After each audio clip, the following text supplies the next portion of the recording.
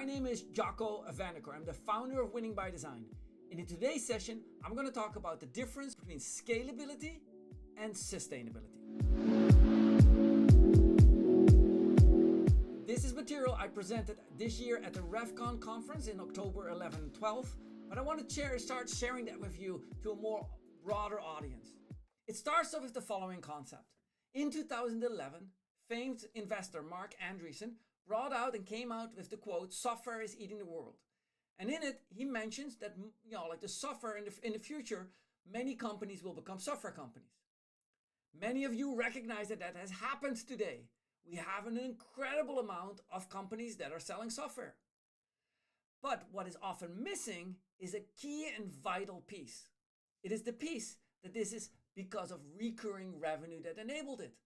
When you see today, SaaS companies are, many customers are buying dozen plus SaaS services a quarter or a year even, right? They're buying lots of these services. If these services would be priced as multi-million-dollar software packages with 20% upgrade and support fees on top of that, valued at millions and millions of dollars, of course companies would not be buying them by the dozens every year or committing to them by the dozens a year. It wouldn't work that way. But it worked because of recurring revenue, because of the model either of a monthly or of an annual subscription fee or a usage-based fee. This has resulted in a rampant growth of companies that have achieved unicorn status. What you see down here is a list of those companies and how they have catapulted from early 2011, 12, 13, where we have a couple of dozen, to nowadays 291 that were registered to become unicorns in 2021. And for a while, this was fantastic. It was a fantastic market. SaaS Index, which is an index that looks at all the SaaS companies, had incredible return on their investments. Look at this, right? The growth was phenomenal here. Compare that to NASDAQ and to what we see in the S&P 500, that of course would be looked very attractive. But in August of 2022, this happened. Suddenly the market tanked. Suddenly we started to see that the SaaS company's performance fell back significantly. And that is what we are watching today and what we're going to talk about today. One, going up was scalability. I was scaling my revenue. And as it comes down, it was unsustainability. In many ways, scalability is the term that you often hear is grow at any and all cost. And sustainability is growth not only as a function of velocity, but also as a function of how much it's going to cost us. Simply put, is a quote by Andrew Wilkinson, when you ask people, how did you achieve that success as a unicorn? Where did it come from? I thought that Andrew said it best with the quote that he gave on Twitter. If you look, however, at the data and if we start learning more from why companies actually are successful, we start to see a certain picture take shape. I'm going to explain that picture in a few of these pieces. I'm going to explain models on the left in the blue, and then I'm going to give you the top 3 actions that we recommend. Number 1, I'm going to take you through the S growth curve. Every company, every startup, every scale-up, every grown-up, they go through the same curve. They all share the same journey. All of you are watching this video. If you're a startup, a scale-up, or a grown-up, you all are on the same journey. The journey to achieve the highest piece of the total available market. On that journey, you have a certain rate on the vertical axis, how much money you have, how much revenue you have, and on the horizontal axis, the time, of which the velocity is really the direction towards revenue. Where you are on that growth curve depicts a certain growth rate. And growth rate is one of those metrics that historically we have looked at and was a determining factor earlier on, was a determining factor for your IPO valuation. Great growth rate, gonna keep growing, fantastic, high valuation. Now, understand that growth rate on an S-curve, as you can see, naturally declines over time. It's a natural outcome. To grow from $1 to $2 million, which is doubling of your revenue, that seems to be, hey, that's possible. And even to go from 2 to 4, that also seems possible. But to go from 200 to 400 and 400 to 800, although it's also doubling, it ain't that easy. It is very complicated. Now, what you see in the middle there is what we call an economic event. In this case, we use the IPO. Up to about middle of last year, we saw that IPOs were coming in at a quicker pace. Instead of taking the usual 15 years, it had come down to sometimes 7 and 8 years. And instead of the normal $200-ish million of revenue that was needed to go public, we have seen as low as $70-80 million in recurring revenue companies to go public with that. And that seemed to be a little, lavish.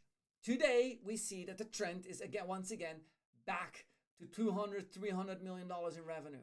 We see again that the time is increasing, and we're going to probably see at the end of 2023 that the time frame and for IPOs is starting to trend to 12-13 years, and most likely at the end of 2023 we're going to see that IPO revenue is once again well in excess of $200 million. What we do in order to achieve that, because achieving that revenue is going to cost, and sometimes we want to go faster than our cost structure allows us to, we're going to take funding for that. These funding rounds are depicted down here. This is just an indication of some of these rounds. What you notice is that historically these rounds were very much focused on creating scalable growth.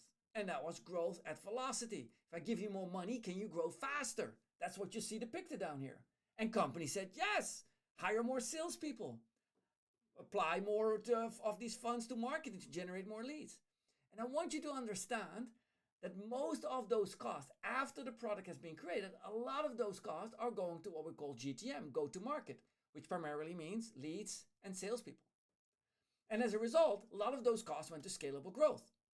Once you go post-IPO, only then did we start to look historically at the cost structure, at sustainable growth.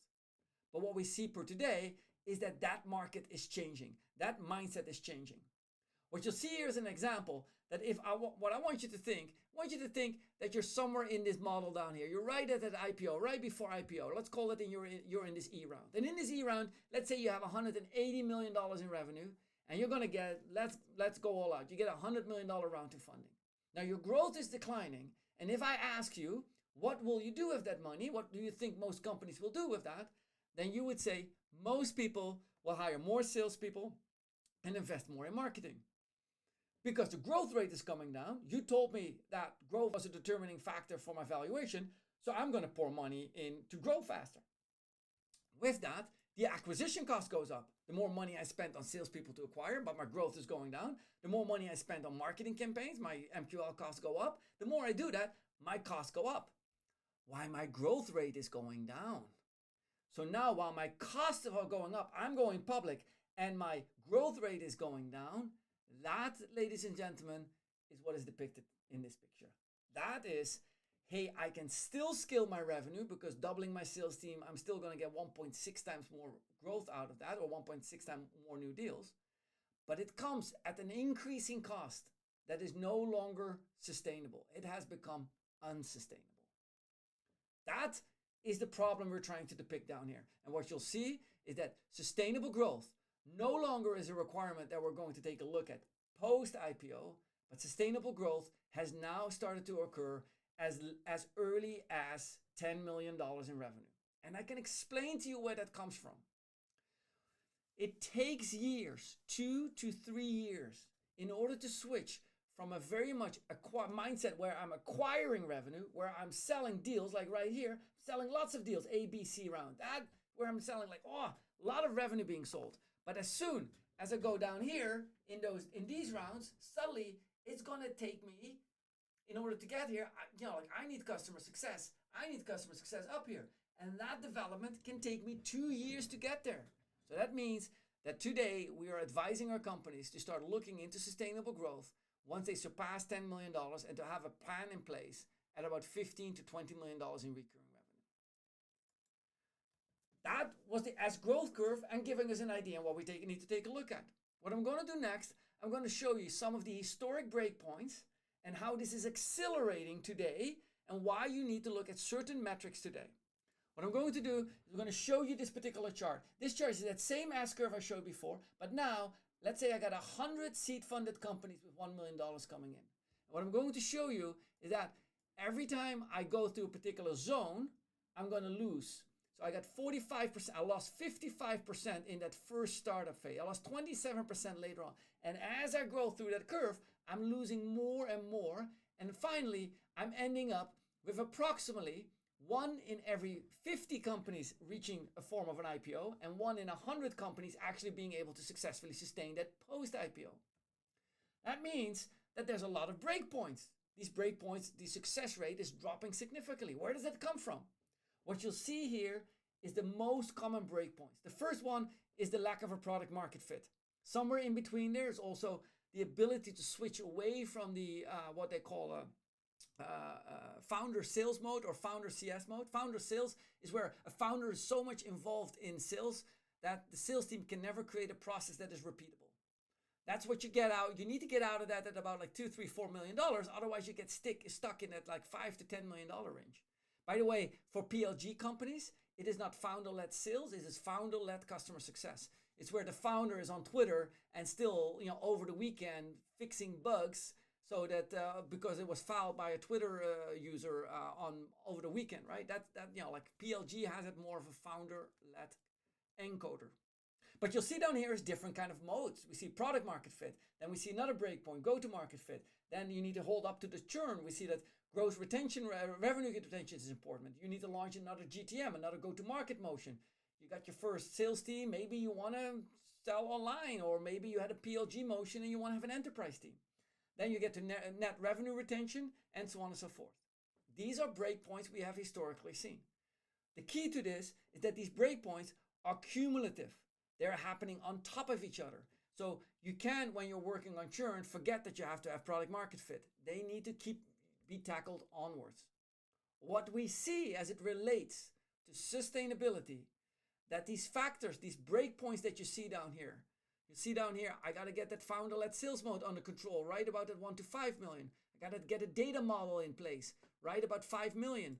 At about 5, 6, 7 million, I need to start thinking about have my go-to-market model. In other words, have my sales team execute a process, or a PLG team that is scalable. I need to have repeatable processes in place. I need to get a growth formula, something we'll spend a little bit more time on. And then I get to scalability. These steps now all are compounded and need to have been taking place, where previously you had about like $60, $70 million in revenue to get this done. We're now seeing that this is compounded and needs to be done as soon as by $20 to $25 million. By $20, $25 million, you need to have a scalable business. You need to have a successful NRR number, whatever that means for your business. And you need to be sustainable, meaning your GTM, the cost involved of that needs to be creating profits and not loss at an extended cycle. What we notice is that this shifts the metrics over a period of 2 to 3 years and radically shifts the metrics and how we're moving through metrics. And you see down here the different zones. In the beginning, we're focused on how many deals and how much revenue. And towards the end, we're looking at that like lead velocity, churn, and so on and so forth. These metrics we need to work with, and we need to learn how can we design businesses to meet that. Now, we cannot do that if we don't have a data model. So we need a uniform data model. One of the key problems in the data model today is that most models being used inside a company is primarily the data funnel that reflects marketing and sales part of the business, also known as the marketing and sales funnel. I know, but that's what it's called, the marketing and sales funnel. And as a result, we do not see what really happens on what we call on the right side of the bow tie, where recurring revenue actually is happening. We call this that the marketing and sales funnel, the recurring revenue takes place outside of the purview of the marketing and sales funnel. And it is so super important that when we look at these metrics that we spoke about a second ago, that when we look at these metrics, often the big components of these metrics being on the right side of the bow tie, we need to make sure that we have a data model that measures that we have a data model that we can start modeling against. What you'll see here is that the data model needs to cover the entire journey that we're having. Hence, we call it the bow tie. No longer do we need a funnel, we need a bow tie. We need to make sure that we also properly cover the right side of that bow tie, including all the metrics. Everybody's very familiar with MQL, SQL, and so on. But on the right side of the bow tie, we need to make sure that we spend the same amount of time and energy on it, because that's where the profits are created. That's where the sustainability is created. How does that work? Well, if growth is declining and cost is going up, if I start winning business from existing customers, it comes at a lower cost, making my profits go up. And so I naturally need to shift from the blue side to the pink side of the bow tie as I grow in growth. The way how I'm going to do that, I'm going to explain that to you via what we call a growth formula. I'm going to apply this data model and create a growth formula for you so you can tinker around with it. Yes, some math is ahead, so I want all of you to be aware of it, but I also want you to enjoy it. It's not that hard, so just jump in here right with me. What you see here above is the left side of the bow tie funnel. What you see here is the MQLs I spoke about earlier, the SQLs, and so on down the line. Now, in this case, I'm going to take approximately 114 leads that convert at 3.2% to 3.7 SQLs.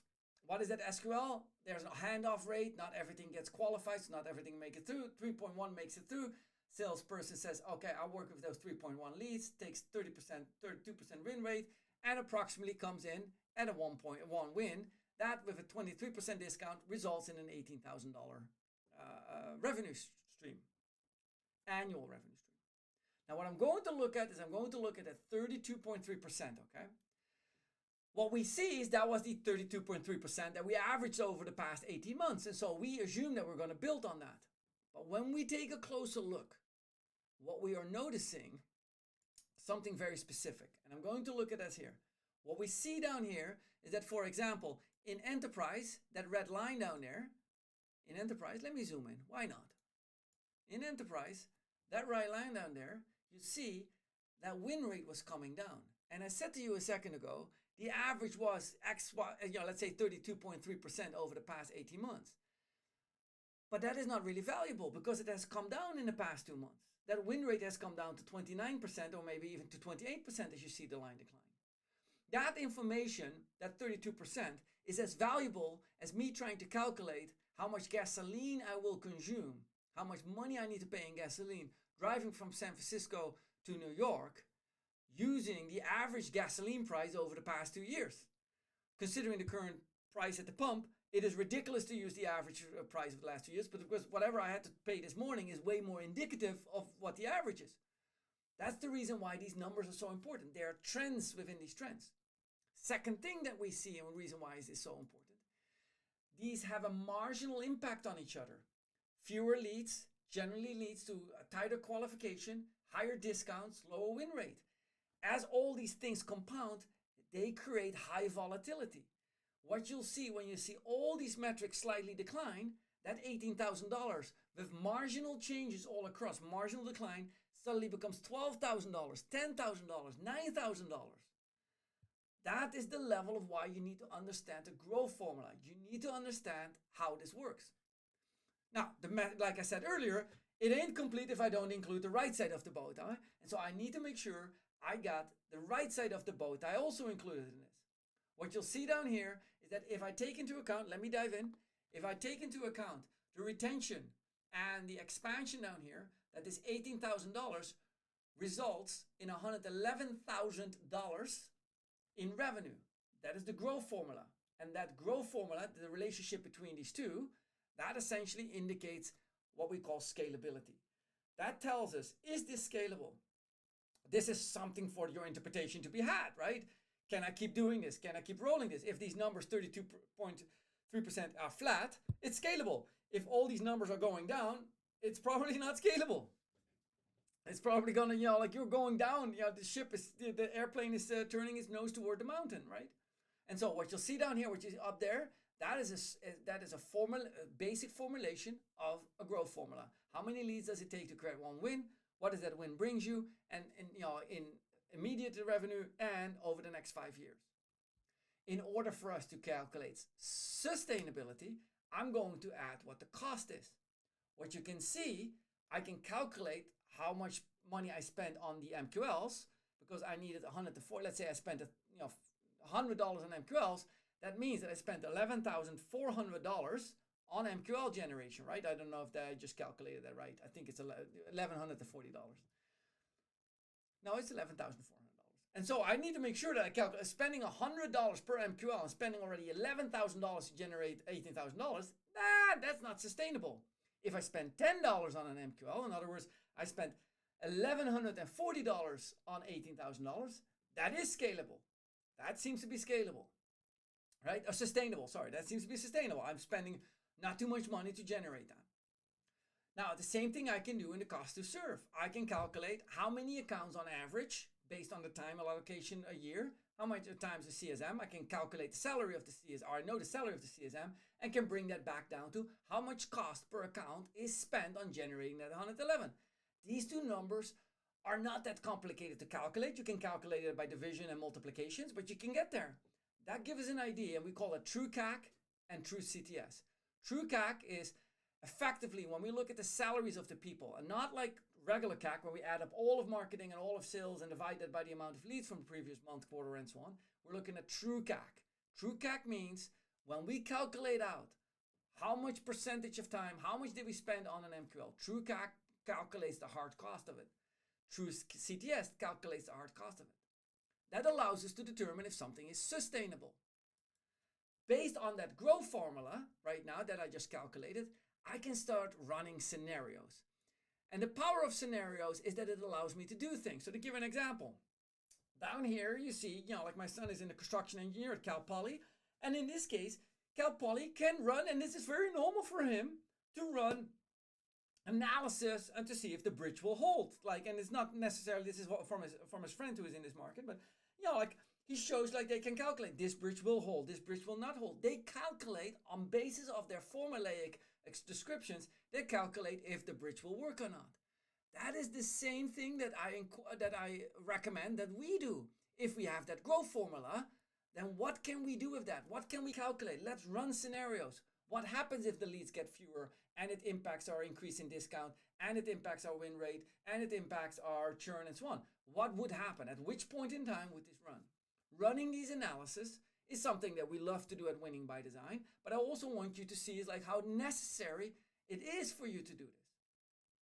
What we notice when we run these analysis, we notice something, and I'm going to take you through there. I've showed you now what the S growth curve was. I gave you an idea that in which stage you are, that you're looking at different growth metric, and particularly at that $10 to $20 million, that you need to, in annual revenue, that you need to make sure that you have established the data model before that you can set it up correctly. And around that $10 million, you need to start running analysis, different approaches. What will happen if I do X? What happens to my win rate and so on and so forth? You need to run different scenarios. And you need for that the growth formula. Again, S growth curve, establish the growth metrics that apply to you. Make sure that you have your data model to measure it correctly and have a growth formula. When you do that, you're going to find that in generally, as we have run, lots of these, there's typically, if you look at that funnel, typically there are 3 ways of growth. I'm going to split this funnel up and say, look, if you really want to grow, the 3 simplest way is get more leads, improve your win rate, do more of what you got, and expand more. Lose less and expand more. And losing less, I'll keep that in the win rate right now. That's why you see that pink part, that's the onboarding churn. I'll include that. Make sure you win the right deals. These are basically the 3 steps that we can take. Now, what we notice with these is that if I look at the first one, look, if in today's market, getting more leads is complicated. You cannot just say, I'm going to deploy a whole bunch of people making outbound calls. That's not working. If you are going to say, I'm going to invest in SEO. Well, SEO, you cannot just turn the budget up. It takes months for SEO algorithms to soak in, right? It takes a long time. It's extremely expensive. If you then say, okay, well, what about sales? Well, sales, you got the problem. It's based on humans, often human-based sales behavior, right? Sales-led growth, product-led growth, you have different things, but sales-led growth, you have to overcome habits. You have to learn about you want to make sure that when you learn these habits, what are you in? That they often say, I don't want to do it that way. It's too long. It's not really what I want to sell. That's human behavior. You need quick results. That often is very possible. You lower the discount, boom, you have impact potential, immediate impact potential just by lowering the discount. It's relatively low cost compared to other parts. Training an existing seller on doing something new, if you can overcome the habits, is relatively lower cost than spending $1 million plus on things such as SEO. And then the third option that we have, which sits on the right-hand side, is here to do more expansion. Now, more expansion has 2 parts to it, what we call the quick hit and what takes very long. The quick hit would be, for example, if you have your customers on a monthly contract and to upgrade them to an annual contract. That's a quick hit.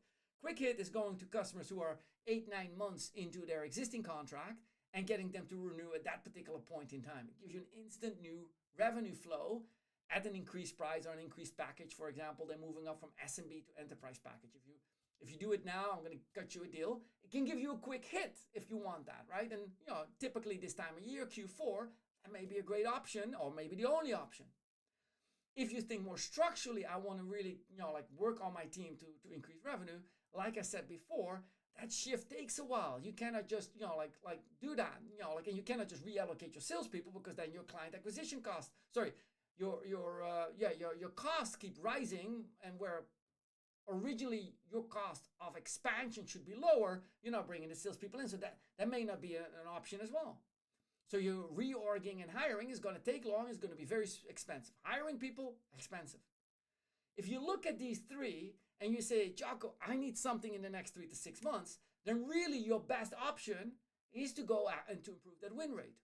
Now, improving that win rate, what we have noticed historically, and I'm going to give you a few examples of that, is that there are ways on how you can impact that. There's ways on what you can do with that. Now I'm going to depict that first one. I'm going to show down here what happens if I impact the discount.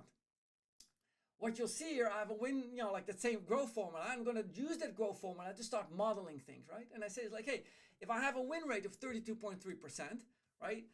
What is the impact on discount? As you notice, I got 23.3% discount. So down here on that gray line, that's where I'm at. What I encourage you to do is I encourage you to do a search online and search for the relationship between discount and win rate. And what you will come to the conclusion is there is none. There is none. There is no official research on this. We actually, in the entire industry, we have never really measured and have been able to attribute the direct relationship between win rate and discount. That doesn't mean there is none, right? I say that there is something. Of course, if you increase your discount, your win rate is impacted. The question is, if I give 20% more percentage point, right, which is 1/5 of the deal away, will I win 20% more deals to compensate for that? That is the question. And what we see anecdotally, what we see out there is that that is not the case. There is no direct one-to-one relationship. There is impact, but that impact far favors not giving any discount and taking the hit on the win rate. Obviously, if you're closing like an $18 million deal, different scenario. I'm talking about high volume, 18, 20, $100,000 deals. I'm not talking about like that strategic deal size. That is a whole separate, conversation altogether. What we see here, that if we, in this case, what you'll notice is, yes, can I bring the discount and change that impact? Can I do that? Absolutely. And what you'll see what that is you can see that in this case, by not manipulating the discount, by essentially reducing the discount here from 23% to 15%, I take a hit on my win rate, but I lose $977 with that, okay? And what you notice is that I've increased my discount to 31%. Although I may have increased my win rate, I'm just showing you that you only have won in this particular deal $2,000 or a 12% difference, okay? Just want you to think about that for a second. That means, hey, I still like that, but let me show you what that is. If you are giving a discount and you want to reduce giving a discount, I want you to do, stop. I want you to run this exercise. Do this with me, okay? I want you to do this with me. I want you to do this with me. I want you to, over last quarter, pick all the deals that you have, all of them. Let's say you close 50 enterprise deals or 200 whatever deals. Depict and get it on rows. Depict in that, ask your ops department to depict all discount levels behind it. Understand how much discount on average was given per deal. And I want it per deal, right? If you see deal 1, 2, 3, 4, 5, you see 20%, 20%, 25%, 30%, 20%, 20%, 25%, 30%. If you see that, then you know that there's way too much discount given. The numbers are way too round, right? All 20, 25, and 30. Something is happening down here. Today, you got to do more with less. That number right there is a significant issue that you can tune up. It's significant. We are at the on the pink part of the right side of the bow tie. We are literally fighting for single-digit performance increases, and down here we're giving double-digit discounts.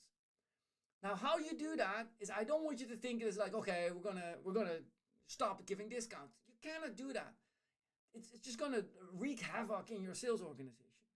Instead, you got to start giving. Got to start asking in return things in return. We call that trading. So here's, for example, what is important. I say is like, hey, if we map this up, what is important to the company? Days of sales outstanding is important to the company. It often involves the level of credit that you can get and the amount of term, the right kind of terms that you can get having a good days of sales outstanding. Multi-year contracts. Like I improve my retention with this. If a customer closes 2 years, although they still can exit out, I get that, but the retention will improve significant percentage points. Execute a contract by date X. Obviously, we all want that. By this date, this needs to add a bonus for that. What you'll see is that what you originally were giving 10, 20% discount, you can now make that determinant on these factors. These are things that are important. And next year, when the customer comes back and says, I want the same price as last year, you have the right to ask for the same things. And look at that last point. The introduction to industry peers. I know that it's hard to enforce. I know that. But it is really important that you state that in there. State it verbally. I'm giving you whatever it is, but I'm giving you this discount if you mention our name in the CRO community that you're part of. If you mention our name on LinkedIn and so on and so forth. It is important to us. It is super valuable to us to allow our profits. Since we're taking our profits away from you, you got to help me make those profits elsewhere. That is the key. Now, we call that trading. We don't call that negotiating, because negotiating, many of us are not trained in negotiation. And although Chris Voss has a fantastic book, fantastic, about hostage negotiation, I get that. Our customers are not hostages. We're not negotiating hostages down here. And although some of those lessons that he brings are phenomenal, overall, I believe that your organization will benefit way more when they start thinking of it as trading, not negotiating. Down here, you have one of those blueprints that tells you step by step, make sure you do this, make sure you do that. We call that blueprinting in order to create repetitive behavior that gets repetitive results. This is the detail and so on. I'm sitting there so you can take a screenshot of it. Most of these blueprints we make often these available as part of our open source initiative, and our open source initiative can be found on the scienceofrevenue.com as well as winningbydesign.com. Now, this gives you an idea on how you can improve your discount level so that it, like it starts to improve little. Second thing is extremely important to understand is an element of marginal gain. I'm using the same formula down here, but what I'm now saying is, based on this formula, that 32.3% is not the outcome of a single action. Multiple actions cause that. And each of these actions has a conversion rate. Each of these actions often is a meeting, a stakeholder meeting, discovery call, demonstration, negotiation call, whatever those is. And all of those have conversion rate. Those conversion rates, in this case, if I have 80, if I convert on average these meetings at 80% and I have 5 meetings, get you to that win rate of 32%. What you notice is if I can make every meeting just a little bit better, you can see that I can increase my win rate from 32% to 37%. You may find that that is hard to fathom. How can we improve that significantly? What we noticed is that if we look at the organization, right, and we see that that improvement now helps me, that increase from 32 to 37%, that increases my revenue by 14.8%. Where does that come from? It comes from the day in, day out activities. Most of us have mixed our approach. And having been a semi-pro athlete representing the Netherlands at a couple of world championships, it always became clear to me that it is mastery at the basic level that sets you apart, not the advanced skills that you have. If you want to be really good, you need to have mastery level at doing the simplest things and do it again and again, not to the point that you do it right, but as the saying goes, to the point that you cannot do it longer anywhere world. Most people think that the advanced sales skills, that the advanced sales skills down here, that these need to be achieved at mastery level. And that essentially has things the wrong way around. We say make sure that you do these skills at mastery level, and at least beware that you can do these skills the right way. Mastery at that level, that is how you increase these percentages from 80 to 82%. Because that means that you start the meeting on time, that you're professional during your meeting, that you end the meeting on time, that you get a quality action item done on time. That is how you increase from 80 to 82%. That is what I want you to think, right? And so what you'll see down here, all these steps require that you manage the deal. And what you see down here, what I'm going to depict on top is our historic stage-based model, right? I'm going to open that up and say, like, hey, let's make that two-dimensional. Let's see where the customer is, here engagement. Let's roll that out. What are all these steps? How do we diagnose, discovery, call, right? All those fit in the stages above. I'm going to open it up and we're going to take steps through that. And I'm going to recognize two different kinds of sales. Are we going to consultative sell, asking the customer the questions because they know what they want? Or are we going to provoke the sale? We know what they want. We are the expert and we're telling them. What you'll see down here as I build this up is slowly what you do and how you build that. This managing the deal needs to be mastered by everyone.